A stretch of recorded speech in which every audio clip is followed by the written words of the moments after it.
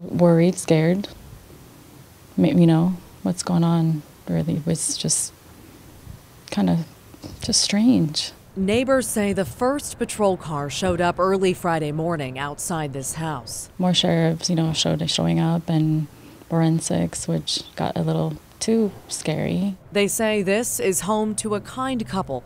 They're retired with adult children. Tonight, deputies are only saying this home is associated with the suspect in the murder and dismemberment of 28-year-old Sarah Zagul, a mom and aspiring model and actress. She's easy to find on social media. Her suspected killer's name, not so easy to nail down. Investigators won't ID him until he's out of the hospital and booked on charges. I was talking to a murderer right underneath our balcony. Michael Larson, who lives about a mile and a half south in Beaverton, knows why the suspect is in the hospital. Late Thursday night, his teenage daughter heard someone in the ravine below the family's apartment yelling for help. He and his wife yelled down, asking the man's name.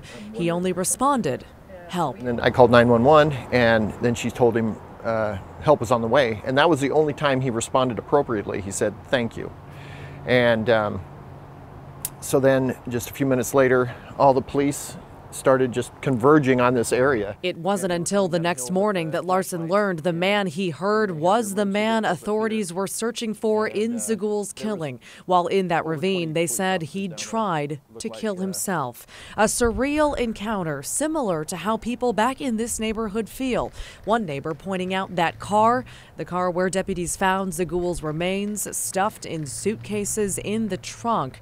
It had been parked outside this home multiple times before. It's crazy. This is a really nice, quiet neighborhood, and this chaos has kind of got us on edge. Maggie Vespa, KGW News.